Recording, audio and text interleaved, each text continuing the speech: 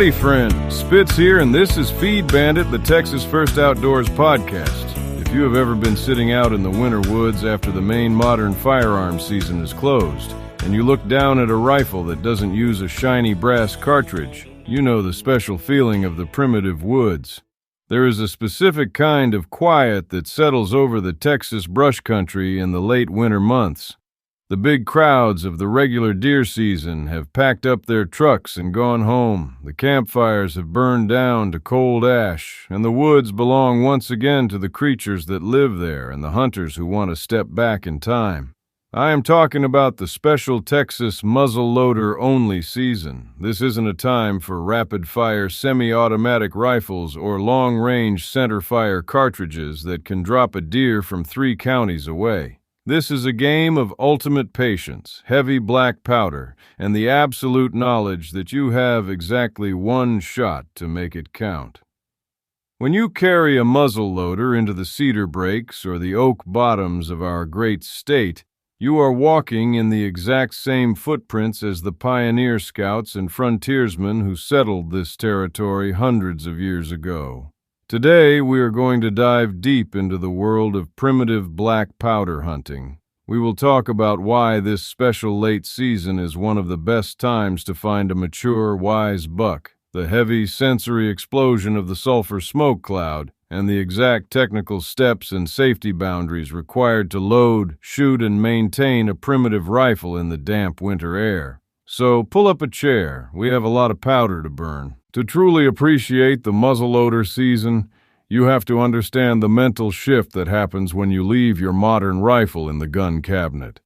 In our modern world, everything is fast and automated. But when you hunt the primitive way, you are actively participating in every single step of the physics that launches that lead ball down the barrel.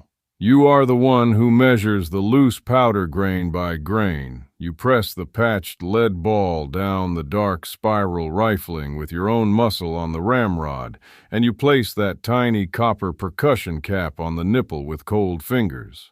That long, deliberate process forces you to slow down your heart rate and respect the weapon.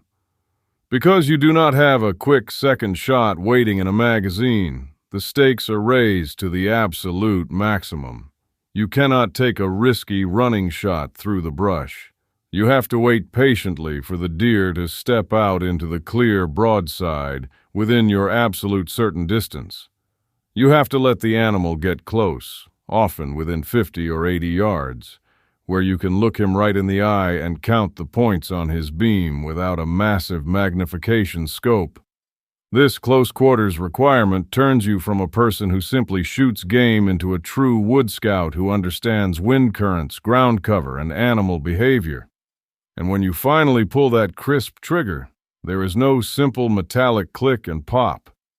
There is a massive, booming roar that rattles your chest, a bright flash of orange fire, and a thick white curtain of sulfur smoke that hangs in the crisp morning air, completely blinding your view for a few seconds.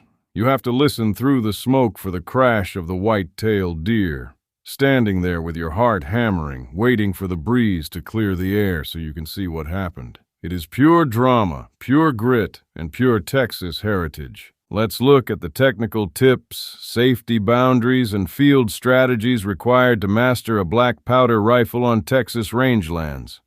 My first big tip for you is to understand that moisture is the ultimate enemy of black powder, and you must protect your charge from the heavy Texas winter humidity and ground fog.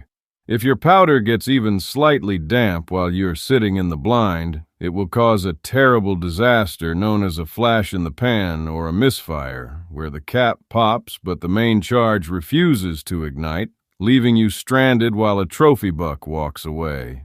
To keep your load bone dry, never bring a loaded muzzleloader from a freezing cold truck directly into a warm, heated camp cabin at night. The sudden change in temperature will cause condensation and water droplets to form inside the cold steel barrel, ruining your powder instantly. Leave your rifle secure in a cold case inside your locked storage box, or clear the charge at the end of every hunt. Additionally, you can place a tiny piece of electrical tape over the muzzle of the barrel when walking through wet brush. The air pressure will blow the tape away safely when you fire, but it keeps the dripping dew from sliding down the tube. My second tip is to achieve absolute consistency when seating your projectile down against the powder charge using your ramrod. When you push that lead bullet down the barrel, it must rest perfectly snug against the black powder cake with 0 air pockets between them.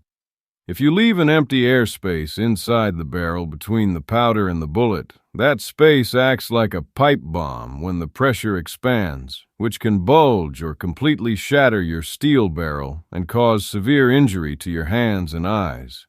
Use a paint marker to draw a bright witness line on your wooden or fiberglass ramrod right where it meets the muzzle when the gun is correctly and safely loaded.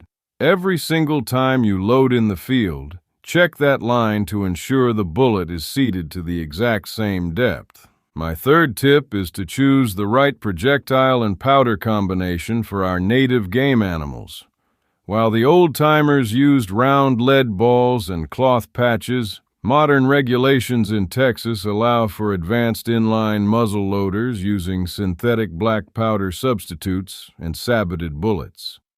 If you are hunting the thick brush of the South Texas plains or the heavy timber of East Texas, a heavy 300-grain copper-jacketed bullet backed by a clean-burning powder charge will deliver massive knockdown power that creates a solid, easy-to-track blood trail through the thorny scrub. My fourth tip is to develop a strict, unbreakable routine for safety in the field. A muzzleloader is a unique animal because you cannot simply open a bolt to see if it is loaded. Always use a wooden dowel rod to check the barrel before you clean or handle the gun, ensuring it slides all the way down to the breech. Never, under any circumstances, place a percussion cap or a primer onto the rifle until you are safely seated in your hunting stand and your barrel is pointed in a secure direction toward the ground.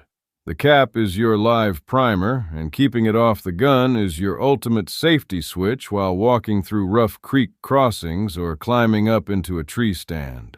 My fifth tip is to understand the strict maintenance requirements that come after the smoke clears. Black powder and its substitutes are highly corrosive because they contain salts that attract moisture directly out of the air. If you leave a fired muzzleloader uncleaned in your truck for even 2 days, the inside of that beautiful rifled barrel will turn into a rusted, pitted mess of orange scales that will ruin your accuracy forever. You must clean the rifle the exact same day you shoot it. Use hot, soapy water or specialized black powder solvent to scrub the black crust completely out of the breech, dry the steel thoroughly with cotton patches, and apply a generous coat of high-grade gun oil to protect the metal until the next season. My sixth tip is to embrace the strategic advantage of the late calendar slot. The special muzzleloader season usually falls at the very end of January, long after the general gun season has closed. During this time, the deer have been pressured for months and have become completely nocturnal, hiding in the thickest cedar breaks they can find. Because the woods are suddenly quiet again, mature bucks will begin to step out into the small winter oat patches and wheat fields during the last 10 minutes of daylight to build up energy for the cold winter weeks. Position your ground blind on the edge of these hidden food sources. Stay completely still and use the wind to your advantage.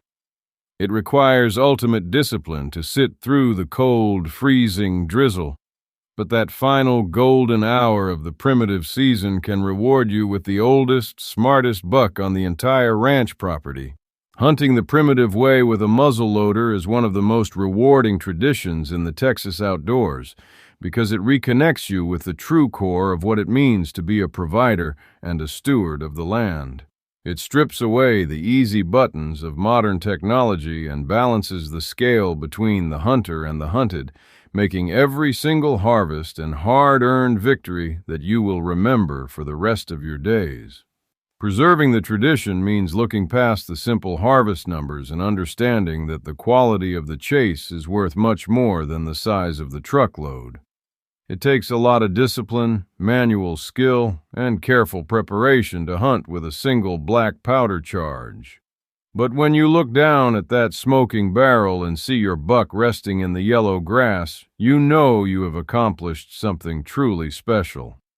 Protecting the legacy means passing down these historic marksmanship and safety skills to the next generation, showing our kids that being a true sportsman means honoring the history of the frontier and protecting the wild habitat so that the sound of the black powder roar can echo through the Texas hills for centuries to come.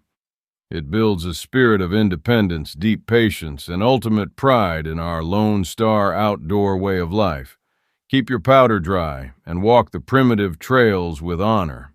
So what do you think of that? Are we right on target, or did we totally miss the boat on that one?